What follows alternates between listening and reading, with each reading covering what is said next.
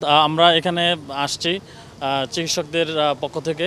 আমরা আজকে হাইকোর্টের প্রাঙ্গণে এসেছি আমরা একটা রিট করতে। সেটা হলো স্পেশাল বিসিএস, যেটা 48 বিসিএস, এবং সেখানে ডাক্তারদের যে ন্যায্য 2 বছর বাড়িয়ে দেওয়ার কথা ছিল, কিন্তু আমরা প্রজ্ঞাপনে সেটা পাইনি, এবং সেই জন্য আমরা মহামান্য আদালতের শরণাপন্ন হয়েছি এবং আদালতে আমরা এটার বিরুদ্ধে একটা রিট করেছি। তো রিটের আমরা শুনানি আগামীকালকে হয়তো বা আমরা সেটা আশা করছি যে একটা ফলাফল পাবো। আর আমাদের বিশেষ কিছু বলার আছে এখানে, যে 48তম বিসিএস একটা স্পেশাল বিসিএস, যেটা সমস্ত ডাক্তারদের একটা স্বপ্ন থাকে যে না, তারা বিসিএস ক্যাডার হবেন। এবং এই একটা পরীক্ষাতে অসংখ্য ডাক্তারদের যারা পরীক্ষায় হতাশা নিয়ে বসছেন বা অনেকে বসতে পারছেন না, তার একটা বড় কারণ হলো যে এত অল্প সময়ের মধ্যে পরীক্ষাটা নিয়ে নেওয়া হচ্ছে। তো আপনারা দেখবেন যে কোনো বিসিএসের ক্ষেত্রে ন্যূনতম 3 মাস সময় দিয়ে পরীক্ষাটা নেওয়া হয়। এবং আপনারা দেখবেন করোনার সময় যখন অনেক বেশি ক্রাইসিস ছিল ডাক্তারদের, তখনও কিন্তু আপনার 3 মাস সময় দিয়ে 42 বিসিএসের ক্ষেত্রে আপনারা দেখবেন 3 মাস সময় দিয়ে পরীক্ষাটা নেওয়া হয়েছে। কিন্তু আপনি দেখবেন এই 48 বিসিএসের ক্ষেত্রে তারা মাত্র 40 দিন সময় দিয়েছে। 40 দিন সময় দিয়ে তারা দ্রুত বিসিএসটা নিয়ে নিচ্ছে।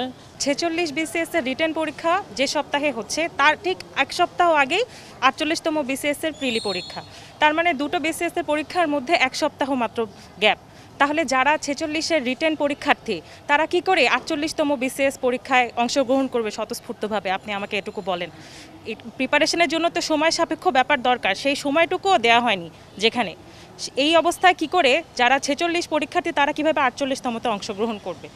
বৈষম্যহীন বাংলাদেশে সকল সাধারণ ক্যাডার প্রার্থীদের বয়সসীমা 2 বছর বৃদ্ধি করার পরেও আমাদের স্বাস্থ্য ক্যাডার প্রার্থীদের বয়সসীমা কেন 2 বছর বৃদ্ধি করা হলো না, সেটা আমাদের এই বৈষম্যহীন বাংলাদেশে কেন আমরা সেই বৈষম্যের শিকার হলাম, সেটা আমি আমাদের ডাক্তার সমাজের প্রতিনিধি হিসেবে বর্তমান অন্তর্বর্তীকালীন সরকার মণ্ডলীর উপদেষ্টা মণ্ডলীর কাছে প্রশ্ন রেখে গেলাম। আমাদের কেন ডাক্তারদের এই একটা আন্দোলন করতে রাস্তায় নামতে হবে? আমরা রাস্তায় নামতে গেলে এই সমাজে আমাদের বলবে যে রুগীদের জিম্মি করে আমরা তো চাই না, যেটা আমাদের ন্যায্য অধিকার সেটা আমরা চাচ্ছি। আমরা তো চাই না কারো কষ্ট হোক, আমরা তো চাই না যে একটা রুগী অসুস্থ হয়ে মারা যাক। আমরা তো আমাদের কর্মস্থলে থাকতে যাচ্ছি, যেখানে স্বাস্থ্য মন্ত্রণালয় 2 বার করে জনপ্রশাসন মন্ত্রণালয়কে চিঠি দিল যে ডাক্তারদের কিন্তু এই বৈষম্যটা রয়ে গেছে, আপনারা এখানে জাস্টিফাই করার চেষ্টা করুন যে ওটা 32, আলটিমেটলি ওদের 34 হওয়ার কথা। কিন্তু আপনারা 2 বার চিঠি দেওয়ার পরেও জনপ্রশাসন মন্ত্রণালয় কোনো রিপিট আমাদের অ্যান্সার করে নাই। তার মানে কী বোঝাইলো? ডাক্তারকে তারা গ্রাহ্যই করলো না। মানে আমরা কি এই বৈষম্যহীন বাংলাদেশের বৈষম্য আমরাই শুধুমাত্র শিকার হলাম? আমরা শুধু চিকিৎসক বলে আমরা বলতে গেলে আমরা অমানবিক চিকিৎসক হয়ে যাই। আমরা তো সেটা চাই নাই, আমরা শাহবাগ তো আটকাই নাই। আমরা সবার সুবিধার জন্য, আমাদের ন্যায্য অধিকার জন্য আমরা আজকে এখানে দাঁড়িয়েছি। সম্প্রতি পিএসসি চেয়ারম্যান স্যার উনি বলেছেন যে সরকার যদি চায় তাহলে চিকিৎসকদের ক্ষেত্রে বিসিএস এর বয়সসীমা বৃদ্ধি করা যেতে পারে।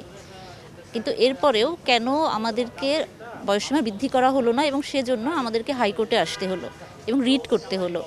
এছাড়াও আরেকটি বিষয়, যেটি সাধারণ যে বিসিএসগুলো হয় সেগুলোতে সাধারণত শুধুমাত্র জেনারেল পার্টগুলোতেই আমরা পড়াশুনো করে বিসিএস দিয়ে থাকি, কিন্তু স্পেশাল বিসিএসের ক্ষেত্রে দেখা যায় সাধারণ বিসিএসের যে সিলেবাস, সেই সিলেবাস পুরোটাই থাকে।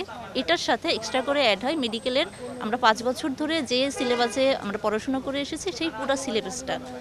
এখন একই সাথে যখন আমাকে 2টা জেনারেল বিসিএসের প্রিপারেশান এবং স্পেশাল বলে মেডিকেল পার্টের প্রিপারেশান আবার একই সাথে নিতে হচ্ছে, যেটা সত্যি বলতে কোনোভাবেই এত স্বল্প সময়ে, যেটা আমাদেরকে সময় দেওয়া হয়েছে মাত্র 45 দিন, এই সময়ে কোনোভাবেই প্রিপারেশান নেওয়া সম্ভব না।